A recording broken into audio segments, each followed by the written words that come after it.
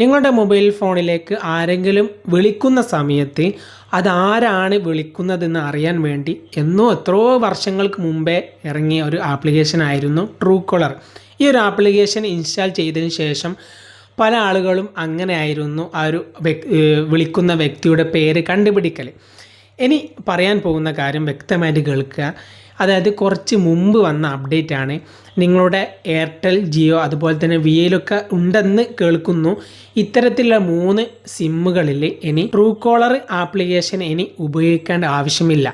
പുതിയൊരു അപ്ഡേറ്റ് പ്രകാരം നിങ്ങളെടുത്ത സിമ്മ്, ആരെടുത്ത സിമ്മും ആ സിമ്മ് ഏത് ആധാർ കാർഡുമായി ബന്ധപ്പെട്ടാണ് നിങ്ങൾ ലിങ്ക് ചെയ്തിട്ടുണ്ടോ ആ ആധാർ കാർഡിലുള്ള പേരായിരിക്കും ഇനി നിങ്ങൾ സേവ് ചെയ്തിട്ടില്ലെങ്കിൽ പോലും അവർ വിളിക്കുന്ന സമയത്ത്, അതായത് നിങ്ങളുടെ നമ്പർ നിങ്ങൾ വേറെ ആർക്കോ വിളിക്കുന്ന സമയത്ത് നിങ്ങളുടെ മൊബൈൽ ഫോണിലെ സിമ്മ് നിങ്ങളുടെ ആധാർ കാർഡുമായി ബന്ധപ്പെട്ട് ലിങ്ക് ചെയ്തിട്ടുണ്ടെങ്കിൽ ആ ആധാർ കാർഡിൽ ഏത് പേരാണോ ഉള്ളത് ആ ഒരു പേരായിരിക്കും നിങ്ങൾ ആർക്കാണ് വിളിക്കുന്നത് ആ വിളിക്കുന്ന വ്യക്തിയുടെ മൊബൈൽ ഫോണിൽ ഇങ്ങനെ, ഉദാഹരണത്തിന് സൽമാൻ ആണെങ്കിൽ സൽമാൻ എന്ന് നിങ്ങൾ അവർക്ക് കാണാൻ സാധിക്കും. ഇതാണ് ഇപ്പോൾ പുതിയ അപ്ഡേറ്റ് വന്നിട്ടുള്ളത്. നിങ്ങളിനി ട്രൂകോളർ ആപ്ലിക്കേഷൻ ഒന്നും ഉപയോഗിക്കേണ്ട ആവശ്യമില്ല.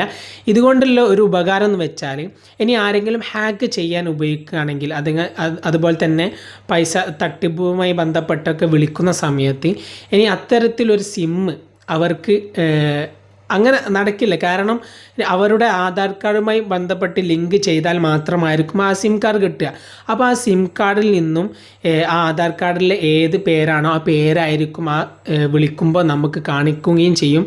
അതുപോലെ തന്നെ നമുക്ക് ആരാണ് എന്ന് വ്യക്തമായിട്ട് തിരിയാനും സാധിക്കും, വ്യക്തമായിട്ട് മനസ്സിലാക്കാനും സാധിക്കുന്ന അപ്ഡേറ്റ് ആയിരുന്നു ഇത്. എയർടെൽ സിമ്മിൽ ഏകദേശം 4 സംസ്ഥാനത്തും അതുപോലെ തന്നെ ജിയോയിൽ 5 സംസ്ഥാനത്തുമാണ് ഇത് എനേബിളായി വന്നിട്ടുള്ളത്. അതിൽ കേരളത്തിൽ എനേബിളായിട്ടുണ്ട്. വിഐയിലെ കറക്റ്റ് ഡാറ്റ എനിക്കറിയില്ല. അപ്പോൾ ഈ ഒരു കാര്യങ്ങളാണ് പുതിയ അപ്ഡേറ്റ് വന്നത്. അപ്പോൾ നിങ്ങളിനി ട്രൂകോളർ ആപ്ലിക്കേഷൻ ഒന്നും ഉപയോഗിക്കേണ്ടതില്ല. ഞാൻ തന്നെ കുറച്ച് മുമ്പ് ഒരുപാട് സേവ് ചെയ്യാത്ത നമ്പറിൽ നിന്നിങ്ങനെ പേര് വരുന്ന സമയത്ത് ഇതൊക്കെ ഞാൻ എപ്പോഴാണ് സേവ് ചെയ്തതെന്ന് ഞാൻ വിചാരിക്കാറുണ്ടായിരുന്നു. പിന്നാണ് പിടികിട്ടിയത്.